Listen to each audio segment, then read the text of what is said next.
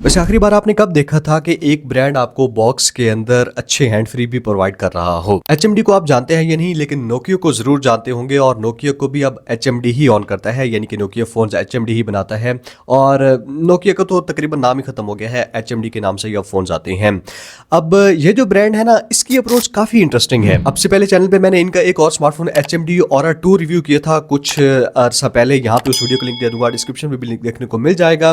Competition के हिसाब से कुछ चीजें ये काफी इंटरेस्टिंग कर रही हैं, लेकिन कुछ चीजों पे तो ये कंपटीशन से ऐसा लगता है कि बहुत साल पीछे हैं। नेक्स्ट वकार में उन्होंने मुझे ये वाला स्मार्टफोन रिव्यू के लिए प्रोवाइड किया है। एचएमडी या किसी भी ब्रांड का स्मार्टफोन परचेज करना चाहें, वकार मोबाइल शॉप को विजिट कर सकते हैं।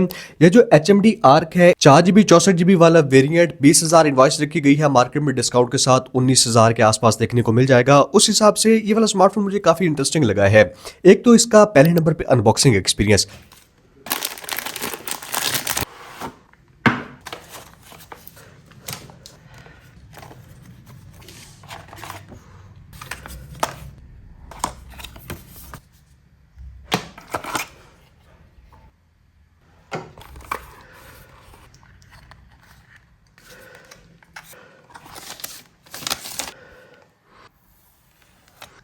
जिस तरह से चीजों को अरेंज किया गया है, डिफरेंट कंपार्टमेंट्स बने हुए हैं हैंड फ्री के लिए, केबल के लिए। लेकिन इस बार एचएमडी ने एक नई चीज अनाउंस की हुई है। इनके बॉक्स से इनामात वगैरह निकलते हैं। अगर आप इनका फोन परचेज करते हैं ना, तो स्क्रैच कार्ड होता है, उसको आप स्क्रैच करेंगे ना कोई कैश प्राइज मिलेगा या फिर बाइक चीजें हैं, ये साइड में बनी हुई है स्क्रैच एंड विन। तो ये स्कीम पता नहीं कब तक रहती है, लेकिन जब तक है लोगों के इनामात निकल रहे हैं, कैश प्राइज निकल आता है 500, 1000 या फिर कोई ना कोई चीज निकल आती है। किसी हद तक ये मुझे अच्छी स्ट्रेटजी लगी है लोगों में थोड़ी सी अवेयरनेस बढ़ाने के लिए एचएमडी के फोन्स के लिए। और इस तरह एचएमडी के जो फोन्स है वो काफी हद तक मैसेज तक पहुंचेंगे, मेन स्ट्रीम होंगे। अब अगर एचएमडी आर्क की स्पेसिफिकेशंस आपको बताऊं तो 5 मेगापिक्सल का सेल्फी कैमरा है, बैक साइड पे 13 मेगापिक्सल का कैमरा है, यूनिस्टॉक 63A का प्रोसेसर है, 4GB 64GB मैंने आपको बता दिया रैम रोम का।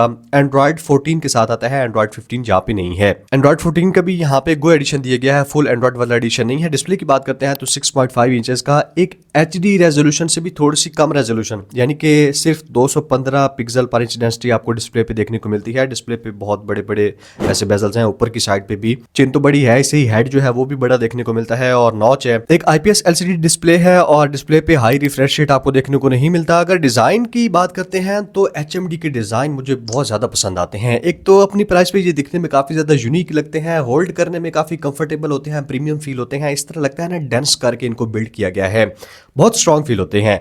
अब ये डिजाइन आप देख ही सकते हैं, मेरे ख्याल में 20,000 में जितने भी फोन आते हैं सबसे ज्यादा खूबसूरत दिखने वाला जो फोन है ना वो यही है। डिजाइन के फीचर्स की बात करें तो IP54 की डस्ट एंड वाटर रेजिस्टेंस देखने को मिल जाती है, जो कि काफी अमेजिंग चीज है। साइड पे जो फिंगरप्रिंट है वो काफी हद तक फास्ट काम करता है। स्पीकर की बात करते हैं तो स्मार्टफोन में सिंगल स्पीकर नीचे की साइड पे देखने को मिल जाता है, और इस चीज ने मुझे थोड़ा सा परेशान किया है क्योंकि जो स्पीकर की आउटपुट है वो थोड़ी सी मफल्ड फील होती है, थोड़ी सी मतलब साउंड जो है ना वो डिस्टॉर्टेड फील होती है।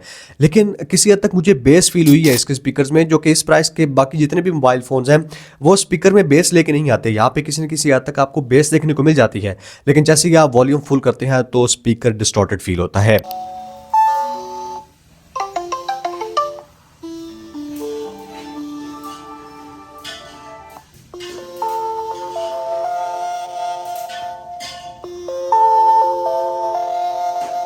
5000 mAh की बैटरी है और 10 वाट की चार्जिंग को सपोर्ट करता है। बॉक्स के अंदर भी 10 वाट का ही चार्जर है। अब क्योंकि ये स्लो चार्जर है, इस 5000 mAh की बैटरी को फुल चार्ज करने के लिए आराम से 2.5 से पौने 3 घंटे का टाइम ले जाएगा, तो उस चीज को आपने माइंड में रखना है। सॉफ्टवेयर क्योंकि एंड्रॉइड 14 का गो वर्जन है, जिसकी वजह से काफी हद तक स्नैपी और स्मूथ फील होता है, फास्ट फील होता है, एनिमेशंस वगैरह नहीं है और ना ही हाई रिफ्रेश रेट है, जबकि इस प्राइस पे हमें high refresh rate 90 hertz 120 hertz देखने को मिल जाते हैं। और इस स्मार्टफोन का जो डिस्प्ले भी है ना वो भी कंपटीशन में कम्पीट नहीं कर सकता, क्योंकि कंपटीशन में हमें एटलीस्ट 720p रेजोल्यूशन 300 से ऊपर पिक्सल पर इंच डेंसिटी देखने को मिल जाती है। यहाँ पे एक तो बहुत ज्यादा बड़े बड़े बेजल्स हैं और उसके अलावा जो डिस्प्ले है वो प्रॉपर एचडी रेजोल्यूशन का भी नहीं है। लेकिन क्योंकि एचएमडी का फोन है तो सॉफ्टवेयर क्लीन है, किसी किस्म के आपको एड्स नहीं आएंगे, ना ही फालतू की एप्लीकेशंस देखने को मिलती हैं। इस स्मार्टफोन के कैमरा की बात करें तो कैमरा की आउटपुट स्पेशली बैक कैमरा की किसी हद तक डिसेंट है। अच्छी लाइटिंग में मैं बात कर रहा हूँ, लो लाइट में तो ये वाला स्मार्टफोन बुखला जाता है, ना ही डिटेल्स आती हैं, बहुत ज्यादा नॉइज लेके आता है। जहाँ पे अच्छी लाइटिंग हो वहाँ पे किसी हद तक ठीक ठाक एवरेज कैमरा परफॉर्मेंस ये आपको प्रोवाइड कर देगा। कुछ सैंपल्स वगैरह मैं आपको शो कर देता हूँ, आपको आइडिया भी हो जाएगा। ये वाली वीडियो HMD आर्क के फ्रंट कैमरा से शूट हो रही है 1080p 30 FPS पे इसी रेजोल्यूशन पे आप मेरे ख्याल में स्मार्टफोन से फ्रंट कैमरा से शूट कर सकते हैं। बैक पे तो 1080p सपोर्ट करता ही है और बिल्कुल सस्ता सा बजट का स्मार्टफोन है, $70-80 का। उसी हिसाब से आपने क्वालिटी को जज करना है। यहाँ पे आपको कलर्स वगैरह कैसे आ रहे हैं, शार्पनेस कैसी है और स्पेशली माइक्रोफोन आपको आवाज़ कैसी आ रही है उसका आपको आइडिया हो जाएगा। मुझे तो बिल्कुल बेसिक सी वीडियो लग रही है। यहाँ पे चीज़ें मेरे चेहरे पे धूप इस साइड पे है तो ओवर एक्सपोज हुई हैं, पीछे डायनामिक रेंज भी नहीं है, लेकिन मुझे थोड़ा सा सही से बैलेंस कर रहा है, फोकस में रख रहा है। इन द एंड अगर बात करें इसके प्रोज एंड कॉन्स की, यानी कि कौन सी चीज़ें मुझे अच्छी लगी हैं, तो सबसे पहले नंबर पे तो इसका अनबॉक्सिंग एक्सपीरियंस काफ़ी स्पेशल सा फील होता है, हैंड फ्री भी प्रोवाइड किए गए हैं। दूसरे नंबर पे स्मार्टफोन का डिज़ाइन हैंड्स डाउन अपनी प्राइस पे ये सबसे ज़्यादा खूबसूरत दिखने वाला और हाथ में सबसे अच्छा फील होने वाला स्मार्टफोन है। उसके अलावा जो इनकी ये स्कीम आई है ना इनाम निकलने वाली, ये स्ट्रेटजी मुझे अच्छी लगी है HMD के फ़ोन्स को पाकिस्तान में मेन स्ट्रीम करने के लिए। लेकिन अगर इसके कॉन्स की बात करें, यानी कि कंपटीशन में कहाँ पे ये पीछे रह जाता है, तो एक तो इसका डिस्प्ले जो है वो कंपटीशन के हिसाब से ना ही यहाँ पे हाई रिफ्रेश रेट है, ना ही प्रॉपर HD डिस्प्ले है। दूसरी जो मुझे इसकी प्रॉब्लम लगी है वो है इसका यूनिसॉक 63A का प्रोसेसर। इस प्राइस पे हमें मीडियाटेक हीलियो G81 का प्रोसेसर ऑनर प्रोवाइड कर रहा है। एक से दो और फोन आते हैं जो MediaTek Helio G85, Samsung Galaxy A06 21,000 1000 अगर आप इससे ऊपर देते हैं तो आपको वो मिल जाता है। तो परफॉर्मेंस अच्छी नहीं है। बैटरी चार्जिंग स्पीड का डिपार्टमेंट इसका एवरेज है, क्योंकि बाकी फोन भी यही कम्बिनेशन 5000 mAh की बैटरी 10 वाट की चार्जिंग लेके आते हैं, तो वो ये भी प्रोवाइड कर रहा है। और कैमरा भी जो है ना वो भी एवरेज है, ना ही वो इसका प्रो है ना ही कॉन है, यानी कि ना ही इसकी अच्छी चीज़ है ना बुरी चीज़ है।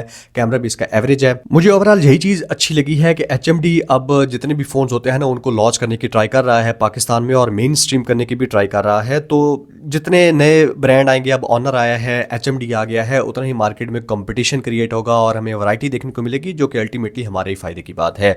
वैसे अगर आप 20 से 25 हज़ार में बेस्ट स्मार्टफोन अपने लिए लेने चाहते हैं, यहाँ पे मैंने एक वीडियो बना रखी है, उसको आपने चेकआउट कर लेना है, डिस्क्रिप्शन में भी लिंक दे दूंगा। 20,000 में ये वाला स्मार्टफोन कैसा था, कौन सी चीज़ें मुझे अच्छी लगी, कौन सी चीज़ें बुरी लगी, सारी मैंने आपको बता दी हैं। Thank you so much, good bye.